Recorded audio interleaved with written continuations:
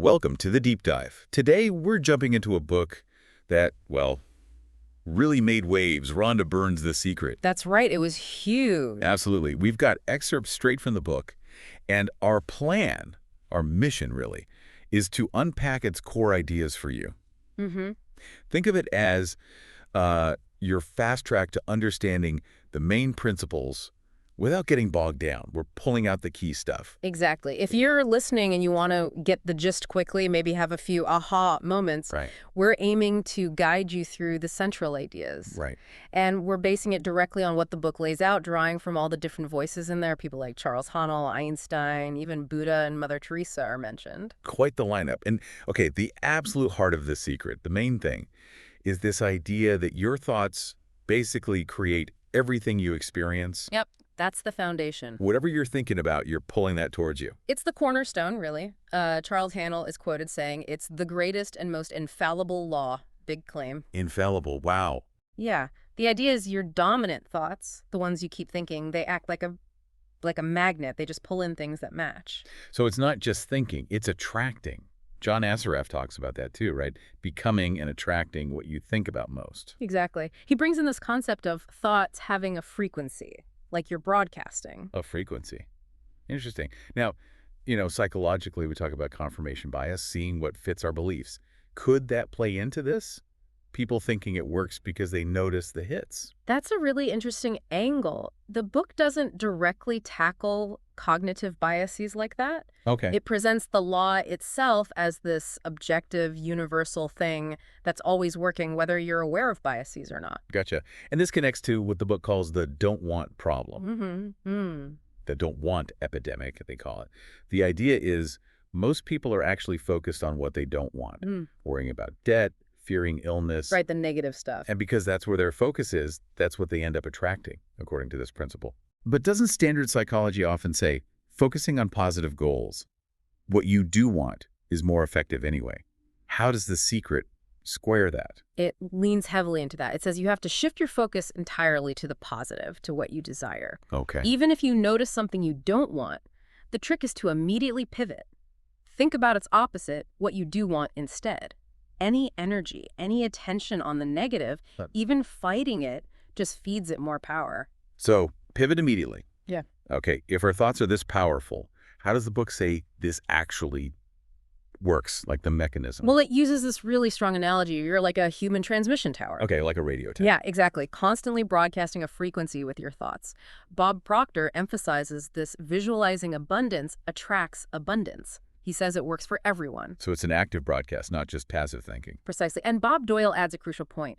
This law of attraction isn't, judgmental. Right. It doesn't care if you label a thought good or bad, wanted or unwanted. It just responds to the thought's frequency, its vibration. It's always on. Always on. Wow, that sounds like a lot of pressure if every thought is shaping things. It does sound like a big responsibility, yeah. How do you even manage that? Well, that brings us to mind management. The book suggests your life is basically just a mirror. A mirror. Reflecting your most dominant thoughts. But the flip side, the empowering part, is you can choose your thoughts. You can consciously direct them and change your life's reflection. Okay, conscious choice. Now, there's that pretty bold claim in there, isn't there? About affirmative thoughts being 100 times stronger than negative ones. Scientifically proven, it says. Yeah, that's in there. 100 times more powerful. It's a very specific number. It is. Does it say how it's scientifically proven? It doesn't really elaborate on the specific science behind that ratio. It's stated more like a fact within the book's context. But regardless of the exact number, the core message is definitely that positive thinking has this magnified effect. And there's also this idea of a time delay, Right. which is actually presented as a good thing. There's a gap between thinking a thought and it showing up in your life. Ah, so you have time to catch it. Exactly. Time to notice, reassess, and maybe steer your thoughts differently if you need to.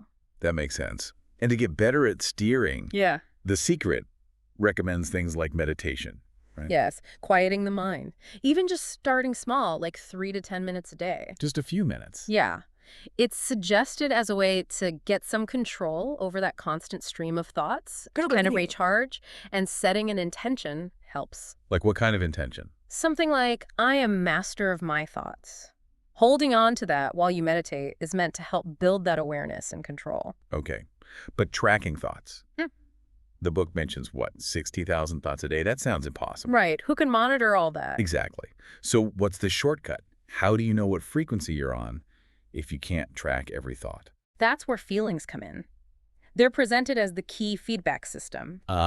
Feelings. Okay. The idea is your feelings are a direct result of your thoughts. Emotions are like a gift, the book says, to let you know what you're actually thinking. So if you feel bad, it's like a warning light flashing on your dashboard. Pretty much, yeah. The book talks about good feelings, joy, gratitude, love, and bad ones, anger, resentment, depression, and it makes a strong claim. You literally cannot feel bad while having good thoughts. Your thoughts dictate the feeling. Okay, so they're directly linked. Yeah. And the good feelings aren't just nice, they're productive. They're actually doing something for your future. That's exactly the idea. Feeling good now is depicted as actively creating a future you want. And feeling bad, that's the universe tapping you on the shoulder saying, hey, check your thinking. Okay, I get the feedback idea. Yeah. But how do we, use feelings on purpose, not just react to them? Good question. The book suggests you deliberately add feeling to what you want. Amplify it. Add feeling. How do they... M.B. Beckwith talks about this. He says, you can start to feel healthy, feel prosperous, feel loved right now, even if it's not your current reality. Okay. You embody the feeling of already having it. And the universe, it says, will respond to that feeling. So feel it first. That's interesting. And the book suggests practical things too, like just smiling. Yeah, simple stuff. Close your eyes, force a smile for a minute. It's about intentionally shifting your internal state. Okay. And it stresses that any negative situation isn't permanent. You can change it by changing your awareness, your focus, and for those moments you feel really stuck, it offers secret shifters. Secret shifters, like what? Things that work for you personally to quickly change your mood, your frequency. Could be listening to certain music, thinking about happy memories, getting out in nature, petting your dog. Okay. Little mood boosters. Animals are good for that. Definitely. They get a specific mention for putting people in a good emotional state. And underlying all of this positivity and feeling good is love, right? That seems pretty central. Absolutely central. Love is presented as the highest frequency you can emit, the ultimate power. The highest. Yep. The book suggests thoughts that are wrapped in love are basically irresistible to this law of attraction. Charles Hannell is quoted again saying, feeling, especially desire rooted in love, makes thought invincible. Invincible. Wow. And there's a reassuring part too. Negative thoughts, they mainly just harm you, the thinker. But thoughts of love, they benefit you directly. Okay, so we get the power of thoughts, the importance of feelings, especially love. How do we put it all together? The book has that 3-step process, right? It does. A clear, practical framework. Step 1 is ask. Ask. Simple enough. Well, it emphasizes being really clear about what you want. Writing it down is recommended.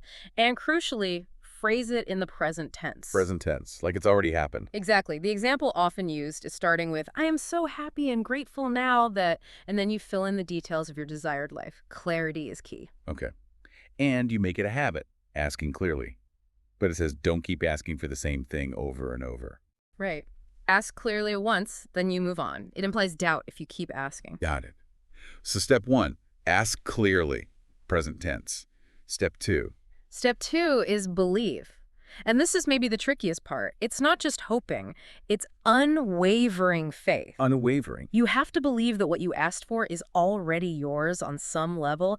Act like it, speak like it, think like it, as if you're receiving it right now. Act as if? Okay. Yeah. But what about the how? How it's going to happen? That's the thing. You have to let go of the how. Trust the universe will figure that out. Avoid getting frustrated or doubtful if it takes time. Easier said than done sometimes. For sure. There's that analogy used in the book about driving at night.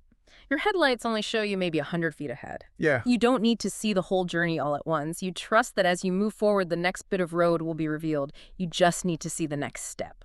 That's actually a really good analogy. Yeah. Helps picture it. Okay, so ask, believe, and the final step. The final step is receive. Receive. This is all about feeling good now. You need to get into the emotional state of already having what you asked for. Feel the joy, the gratitude, as if it's arrived. So it connects back to feelings again. Absolutely. It quotes scripture, whatever you shall ask in prayer, believing, you shall receive. The emphasis is on aligning your feeling state with your desire before it shows up. and trusting that a way will be made. Even if it seems impossible. Even from what looks like nothing, yes. Okay, ask, believe, receive. It's fascinating how the book then takes these ideas and applies them to specific life areas. Like, let's talk money. That's a big one for people. Definitely. For money, the core message is focus on abundance, not lack. Stop thinking, I don't have enough. Right. Easier said than done again, maybe. Well, it's just visualizing having plenty, enough to pay bills easily, buy things you want, and challenge that old belief that money only comes through hard struggle. Okay, what's the alternative belief?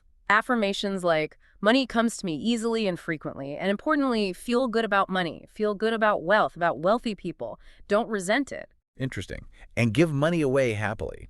Yes, giving with joy reinforces that feeling of abundance. It all comes back to that phrase, everything you want is an inside job. It Right. starts with your mindset, your feelings. Inside job. Okay. Hmm? What about relationships? How does the secret apply there? With relationships, the starting point is yourself. You have to understand and love yourself first. That's the foundation. Makes sense. Love yourself first. And then focus on appreciating others. See the good in them. Even if a relationship is difficult, it suggests an exercise. List things you appreciate about the person every day for 30 days. 30 days of appreciation. That could shift things. That's the idea, shift the energy. And a big point is, your happiness is your job, not someone else's. Focus on giving love, and you'll attract love back. Your joy is your responsibility. Okay. And then there's health, another huge area. Yes, and the perspective here is quite radical, really. It presents the body as a product of thought. A product of thought. Like, directly. Pretty directly, yes. It points to the placebo effect as evidence people healing because they believe they're receiving treatment. Okay, the placebo effect is well documented. Right. And it suggests stress starts with negative thinking. And conversely, feelings like love and gratitude can actually dissolve negativity, even physical disease. Dissolve disease. That's a strong claim. It is. The book includes stories, anecdotes, like a woman apparently healing from breast cancer using positive affirmations and laughter therapy, and the famous story of Morris Goodman. Oh, the miracle man. Exactly. Recovering after that plane crash when doctors thought he wouldn't, he visualized walking out of the hospital. The book frames these as examples of the mind's power over the body. So emphasizing the body's own healing ability, powered by thought. Mm-hmm. And the idea that disease just can't exist in a body that's filled with harmonious thoughts. Wow, okay, so it covers personal life, money, relationships, health. But The Secret also talks about the world, right? Bigger picture stuff. It does, yeah. It takes the same principle and applies it globally. It argues that focusing on the world's problems, war, poverty, whatever, actually makes them worse. How so? By giving them energy. Exactly. Resisting something, fighting against it, just pours energy into it. It quotes Carl Jung. Even Mother Teresa's mentioned as saying she wouldn't attend an anti-war rally, only a pro-peace rally. Focus on what you do want, not what you don't. Same principle. Same principle, scaled up. Focus on joy, peace, abundance for the whole world. Energy flows where attention goes. It challenges the whole idea of lack and limitation as a lie. A lie. Yeah, M.B. Beckwith talks about the truth being infinite abundance. The universe has enough for everyone. It doesn't play favorites. So bless and praise the things you want to see more of. Bless and praise abundance. Peace. Okay. And what about us individually? Our potential. This is where it gets quite profound. It suggests every possibility already exists. It's all there in the supreme mind, the universal consciousness. Everything's already there. Impotential. Your job is just to focus on the end result you want and trust it will come. It argues competition comes from that lack mentality again. Right, thinking there's not enough to go around. Exactly. But the real supply is the infinite universe, not other people. And then there's this really powerful statement. You are God manifested in human form. Whoa. Okay, that's big. Big. It is. It's saying all the power is already within you. Yeah. That most of who you are, like 99%, is unseen, non-physical potential. You're the designer. Designer of your destiny. Yep. Using tools like affirmations, I am happy, I am abundant, I am healthy, and staying aware in the present moment. How do you do that? By asking yourself, what am I thinking right now? What am I feeling right now? Just checking in. There's even a suggestion for seeking guidance. Ask a question, believe you'll get an answer, and just open the book randomly. Open the book randomly. Yeah, the idea is answers can come through anything if you're aware and open. Yeah. Ultimately, it guides you to connect with that feeling of life, that presence within you. That's the source of self-love, dissolving imperfections. Connect with the life within. Okay.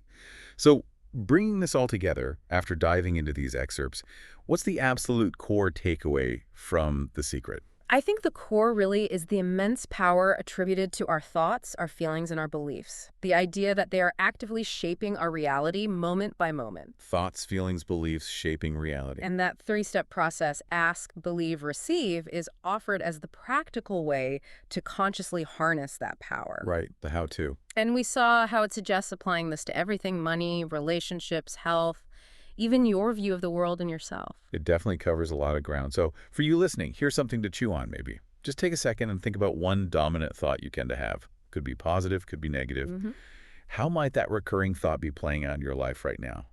And maybe, what's one tiny shift in that thinking you could try out, just starting today? Yeah, just an experiment. We definitely encourage you to explore these ideas more if they resonate, see how they fit or don't fit in your own life. Thanks for joining us for this deep dive.